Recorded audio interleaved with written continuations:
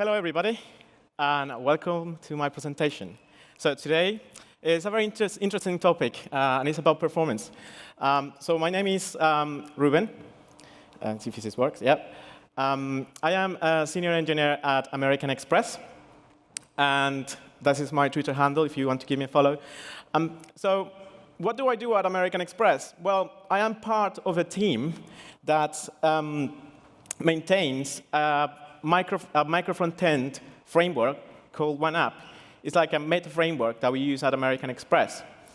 And this framework is open source and is used by about 2,000 developers. So there is a 2,000 developer team at Amex that use this framework. And it's also, our applications are used by multiple customers worldwide. Now, the question is, when you have so many users, what's the first thing that comes to your mind? Oh, performance. We need to make sure that all those millions of users have great performance. Now, before we start with the performance section, I'm just going to get this out of the way, because we get this quite a lot. I have seen this tweet so many times. Are MicroFrontends a thing yet? Or the other one is, why can't we just use components? Let me just answer that question very briefly before we get into the performance section. And is, well, MicroFrontends, yes, they are a thing. And also, they've been around for a while. So it's not like they are a new thing or something that is brand new technology. It's been around for a little while. And basically, what they can do is they can help you scale your applications by applying the same principles that you have for microservices to the front end. Now, quick disclaimer here. I am not going to try and convince you that MicroFrontends are great and that you should come and start using them tomorrow. This is not why I'm here today. But if you use MicroFrontends, you'll get really nice benefits. Like the main one, in my opinion, is independent deployments. So if you have a large team or multiple teams, they can deploy independently. They can just have their own repositories, and they can just have their own thing, CI/CD, everything set up, and they can deploy independently. Different parts of the website, of the web application. And the thing with OneApp is we don't have to restart the server. You can deploy a new version, and it automatically uploads itself and, without restarting the server. And it's all as servers are rendered. If I didn't convince you with this, well, I brought some pizza. Everyone wants some pizza. But I'm not trying to convince you here. So now, there is a problem with MicroFrontends, a big, big problem. And this problem is, there are many misconceptions, and there are many myths around MicroFrontends. And the biggest by far is they are bad for performance. Yes, that is the biggest myth about MicroFrontends. And let me just, there's one reason for this. And I found why people think that MicroFrontends are bad for performance. And the reason is, well, people think that MicroFrontends are all about mixing libraries on the same page. So we have React, and Angular, and Vue, and Svelte, and Infinidash on the same page. Is that what MicroFrontends are about? Well, let me just tell you, this is a false myth. And that's why people think that MicroFrontends are bad for performance. Because when the first thing they find about MicroFrontends is, oh, it's about React and Angular and everything on a page. And that, let me just ask, is that a good idea? Is that a good idea? My friend Ken thinks it's a good idea. I'm joking, he doesn't. It's not a good idea. I mean, you can, yeah? So you can use React and Angular and all these frameworks on the same page. But just because you can doesn't mean you should. So although, and this is, there's only one case, one specific use case where it might be a good idea, especially it's not great, but where it's a valid use case of having multiple frameworks on the same page. And this is the Strangler Pattern. Now, the Strangler Pattern is the best thing you can do if you are migrating from an old application, like a legacy application, to a new one. So how many of you here had to rewrite your old AngularJS application into React? Me! And it's very common. So this is a very common use case. I mean, for the last 5, 6, 7 years, we've been, AngularJS is not good. Let's replace it with React. And what do? We just completely stop development, say to the product managers, I'm sorry, we can't do any more features because AngularJS is bad and we can't maintain it. We need to replace it with React. And the first thing they will tell you is, what? No, you can't do that. I mean, probably some people do it. But what the Strangler Pattern will help you do is it will help you incrementally transform your application. So you don't have to do like a big bang transformation, release, rewrite of the whole application. What you can do is just start applying the Micro-Frontends pattern and the Strangler Pattern to just uplift different pieces of the UI. And the best thing is, well, can we just start by route? Yes, you can, but when you have multiple pieces on the same page that you need to change, and sometimes one page is a lot of work. It's like the entire application is one page. With Micro-Frontends, what you can do is you can start from a very small part on that page that is going to use React. The rest is going to use Angular. And then at some point, this is a key, you remove Angular. You don't keep both on the same page because performance. And yeah, we shouldn't do that. So this is a Strangler Pattern. And this is the only case where it might be useful to have multiple frameworks on the same page. So Micro-Frontends can be good for performance. Disclaimer there, like a star, fine print. It depends on your implementation. Like everything in architecture, it depends on how you implement it. So if you have an incorrect implementation of Micro-Frontends, they are going to be really bad for you. If you have a good implementation, they're going to be good for performance. So what I'm going to do next is I'm going to show you, first, how they can be good, also what to avoid and how to solve the problems that performance issues that you might encounter if you use Micro-Frontends. Great. So the first thing is, this is a nice freebie. This is for free, kind of. Micro-Frontends can help you reduce your bundle sizes. And yes, we worry about bundle sizes still. We shouldn't ship so much JavaScript to our pages and to our users if they don't need it. So the first one is, because Micro-Frontends are independent units, they are their own thing there, then they will have their own JavaScript bundles, and you get code splitting out of the box. So you don't have to worry about code splitting and where to code split, because every single Micro-Frontend will have their own bundle. And those bundle sizes, we try, for example, we try to keep them small. We try very, very hard to keep them small for performance reasons. OK, so this is a free one. Now, one thing to avoid, and that's next, and is duplicated dependencies. So yeah. Having multiple dependencies. How many have had this problem where you are like, all my applications have different dependencies that they need to be shared, and then we have done things like externals with Webpack and make sure that we can access the same code and have our bundle sizes, again, small. We should avoid duplicated dependencies, because if they're all using the same thing, why do they have their own copies? And this is especially bad, again, going back to the bundle size, for people who have slow internet connections, mobile devices. So we all know this. We should avoid duplicated dependencies. And also React, we can't have React duplicated on the same page. We can't have 2 copies of React on the same page. I don't know why. Well, actually, I do. I think Sunil will explain. It's something to do with the scheduler, that they erased each other and all really, really clever stuff. But yeah, we shouldn't have React, multiple copies of React on the same page. So hold on, if the Micro-Frontends are independent, how do we do this? Right, there are many ways you can do that. But this is awesome. I mean, there is a new thing called module federation, and it has a really fun API called the shared API. When I saw this, I was like, wow, I've been waiting for this for so long, because I want to have my Micro-Frontend to get their own copy of the dependency if they are rendering in isolation.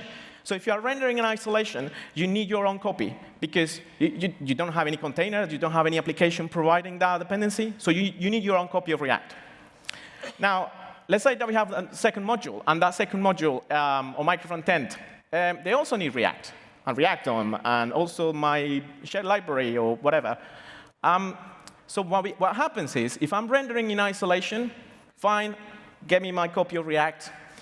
If there is another Micro-Frontend and they are rendering on the same context, what the shared module federation's shared API is going to do is like, oh, hold on a minute, I already loaded this copy of React. Let me just provide it to you for any other Micro-Frontends or modules that request the same dependency. So module federation especially is really good, even just for this API. I mean, if you don't want to adopt the whole thing and we don't want to overcomplicate things with Micro-Frontends, this is a really cool feature of Webpack 5 module federation. If you want to take a look, is the shared API. It's like externals, but beyond. And there is also something about scopes, where you can have a scope A and scope B, and that dependency will have a scope, so you don't have clashes. Take a look at the documentation for module federation. It's brilliant. Now, second part of my talk is, OK, distributed data fetching. And let me just stop here. And I know what you're thinking. What you're looking at this like, what is this? What? No. So we used to do, we are used to do this, which is basically, I load my data on my page. I'm using Next.js or any other meta framework. You have like you get your server-side props or whatever, and then that does all the server-side rendering. And then I pass the data to my components. You could also call the data on your components, but this is more or less the pattern. Now with Micro-Frontends, oh, what's this? This is different. Every single Micro-Frontend is loading their own data. And remember, these ones are dependent. You can deploy them independently, so they are like mini applications.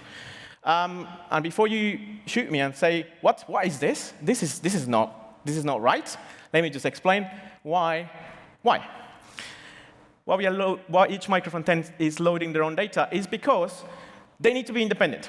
So they need all the data to render, and they need to avoid that passing data down from other Micro-Frontends, because that will cause tightly coupling. And rule number 1 of Micro-Frontends, if you don't want to have a hard time, do not couple your Micro-Frontends. I have a really nice blog post that's talking about like the best practices, and that's the biggest one.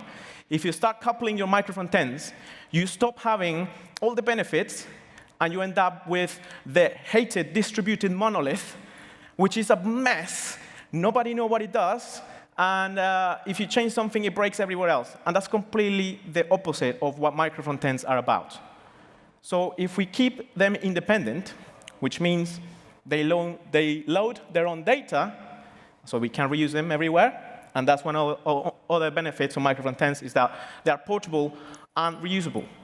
So you can just take one, put it there. It loads all the data they need. They don't need to worry about context or where the data is coming from, or if I need to put the container and the container have to provide it. No, because they load their own data. Now, what's wrong with this? If every single Micro-Frontend is loading their own data, what is it going to happen? Anybody? We're making so many API requests. Look, so the user Micro-Frontend is rendering in the header. They get the user data. The Micro-Frontend dashboard loads the user. They load in the data again. So we have 3 network requests. Is this bad for performance? Of course it is. This is like, no. Why are you doing this?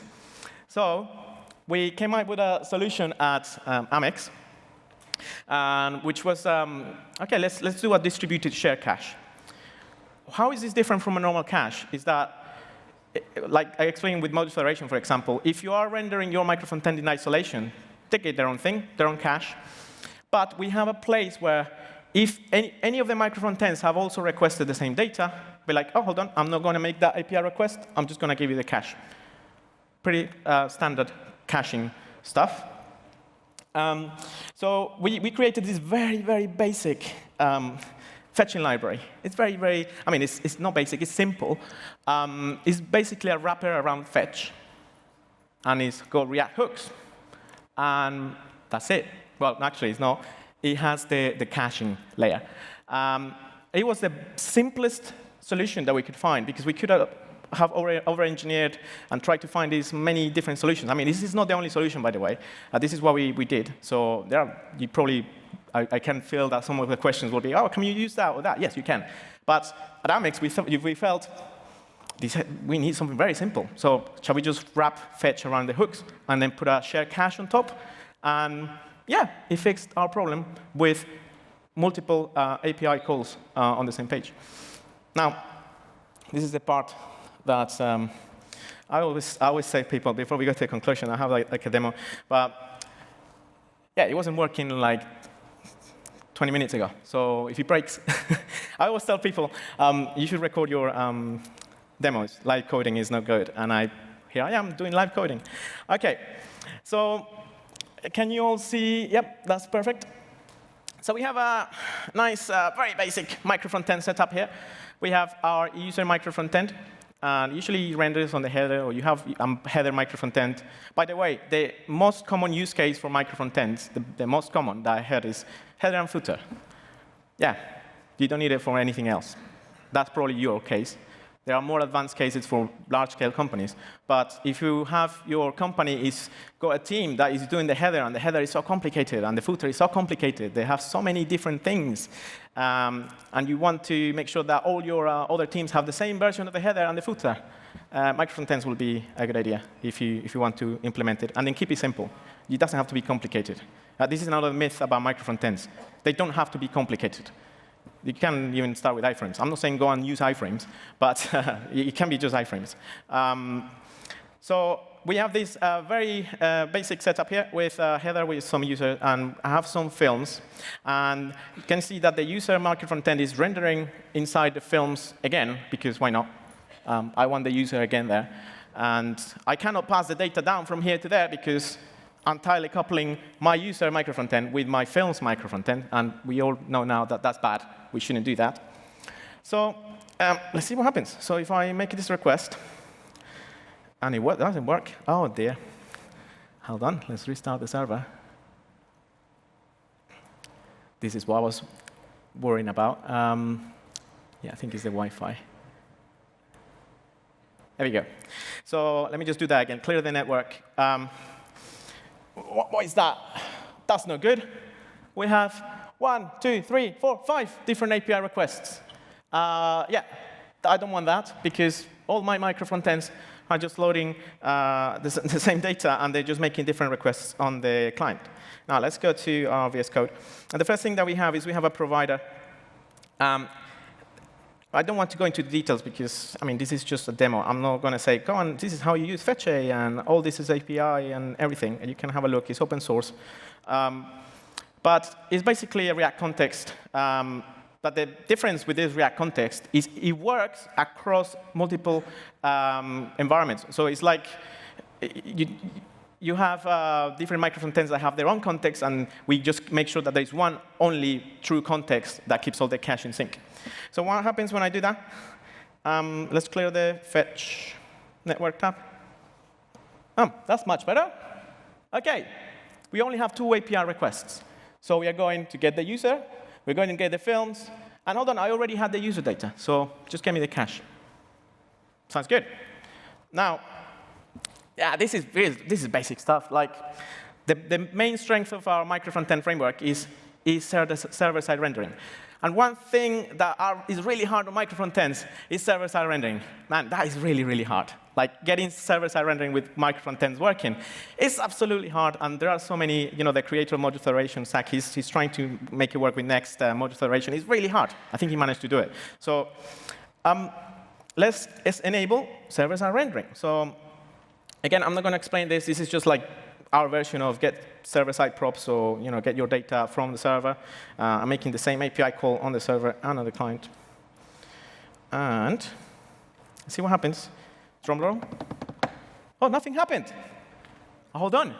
We are not expecting anything to happen, because there is no fetch on the client. It's server-side rendering. And if you don't believe me, let's do the proper test. This is how you hack HTML. there is server-side rendering. Here's Luke Skywalker. It's working. And the trick is, our micro-frontend framework is keeping the cache between the server and the client in sync. So when the server is downloading the data, then the client is like, oh, hold on, that data is already on the server. I already have my cache. Why do I need to do a fetch request? Let's just get the cache data. And the best thing about this is you can just switch between front-end and back-end data fetching. So it's a really, really, really cool thing. That was my demo. It's very, very small. And just a conclusion. I don't know what I'm doing with time. I think we're good. But my conclusion is, well, when someone asks me, why is all the micro-frontend stuff is so complicated and I don't want to do that, it solves a very particular problem. So if you don't have that problem, why are you trying to fix it? Yeah, it's fine. If you do have this problem, well, micro-frontends can help you improve developer experience. Now, there is a counter-argument. Hold on, so you're saying that this is just about developer experience? Yes, sort of, and organizational issues and scaling issues. But at the same time, if you exclude developer experience, if you fix your organizational issues so your teams can deploy independently, they'll be more efficient. Which means that if you have to fix a bug in production, you don't have to worry that the whole application is going to break, because you just need to make sure that all the tests pass. If you just apply that patch to your micro-frontend, and it's isolated, and it's all well decoupled, it means that you can just deploy that, fix the bug. Nobody else knew that was a bug. All the teams are carrying on doing their own thing. So it helps organizational issues as well, developer experience. But as we saw, they don't have to be bad for user experience. They can also be really good for user experience if we make them work for us and make all these performance issues go away.